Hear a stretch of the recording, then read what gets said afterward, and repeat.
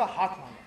लबान ने हामी तो भर दी, लेकिन एक शर्त पर कि जेकब 7 वर्ष तक उसके लिए मजूरी करे। लबान बहुत कमीना था। वो ठेकेदार था। खैर, जेकब के 7 वर्ष पसीना एक करने के बाद जानते हो क्या हुआ? लबान ने उसे धोखा दिया और अपनी बदसूरत बेटी ला का हाथ दिया। तो फिर रेचल से शादी करने के लिए जेकब को 7 वर्ष और मजूरी करनी पड़ी। तो बच्चों, बाइबल से हमें क्या सीख मिलती है? कि मालिकों पर कभी भरोसा मत करो। समझे? जी पर्चिक, जी पर्चिक। गुड। अब देखो। पापा अभी तक नहीं जागे? नहीं मामा। फिर पढ़ाई बंद। इतना लंबा कोई सो सकता है? पापा का काम आज हमें करना होगा। रात लड़खड़ाते हुए आए और बिस्तर पर धड़ाम गिर पड़े। एक शब्द नहीं उगला पाई उनसे। इसे मुझे दो और जाओ गौशाला की सफाई करो। पापा जागे तो मुझे आवाज देना।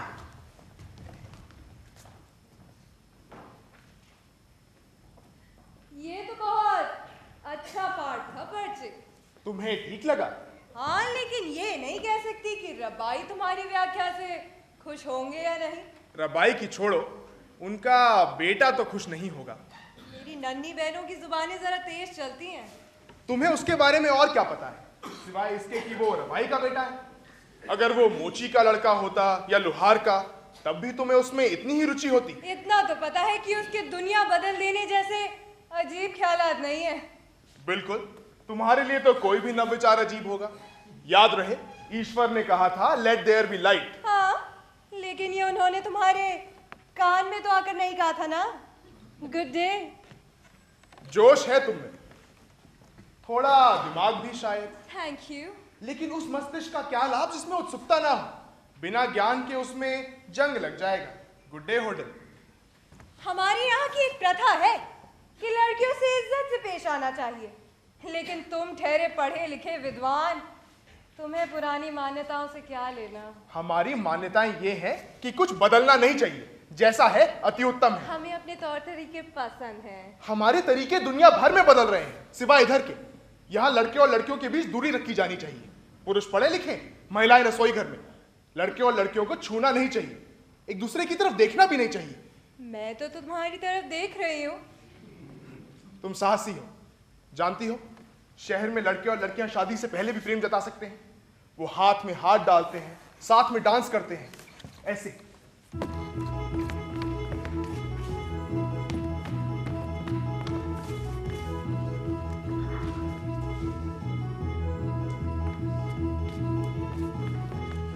मैंने कीव में सीखा, कैसा लगा तुम्हें?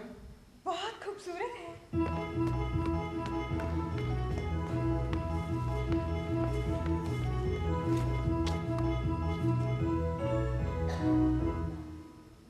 लो, हमने एक पुरानी धारणा बदल डाली। Yes, you welcome. I mean, thank you. I mean, good day. बिल्के, स्प्रिंट से। क्या नाम है तुम्हारा? होडेल पापा। जाइटल कहाँ है? गौशाला में पापा। बुलाओ उसे। पर्चिक, पढ़ाई कैसी चल रही है तुम्हारी? शुरुआत तो अच्छी हुई है। आप उठे हैं महाराज। क्या हुआ रात भर? तुम्हारे आवारा की तरह पीने के अलावा लजार मुझसे मिले? क्या कहा उसने? अरे तुमने क्या कहा?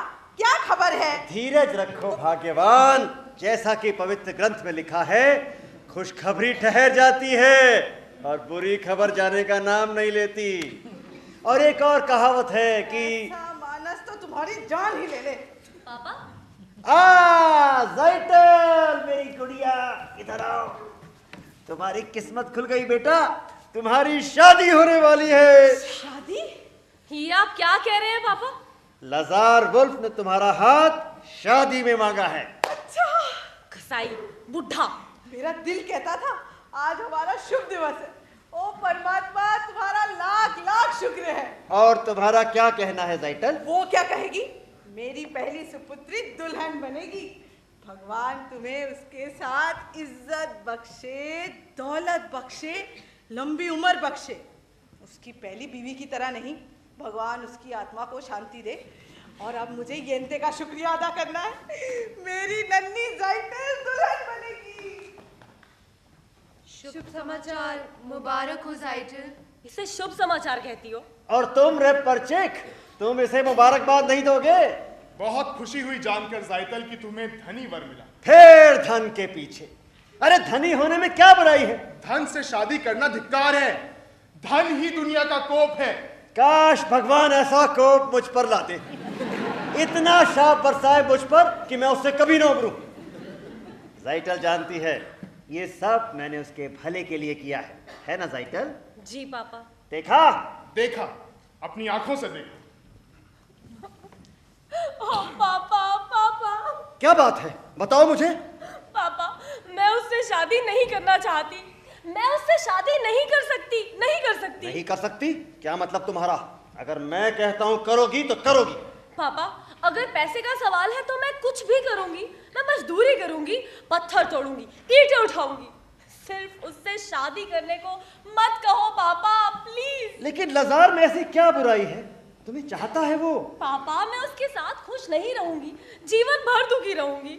मैं पत्थर तोड़ूंगी, ईंटें उठाऊंगी। लेकिन हमने वचन दिया है, और एक बार वचन दे दे तो तोड़ा नहीं जाता हमसे। वचन मुझसे अधिक मायने रखता है पापा। मुझे विवश ना करो पापा, मैं जीवन भर दुखी रहूंगी। ठीक है, मैं जबरदस्ती नहीं करूंगा। थैंक यू पापा, थैंक यू। लगता है तुम नहीं चाहती कि तुम्हारे जीवन में सुख साधन की बहार आए, या फिर इस बुढ़ापे में इतने बरसों की मेहनत के बाद हमें जरा सी खुशी मिले।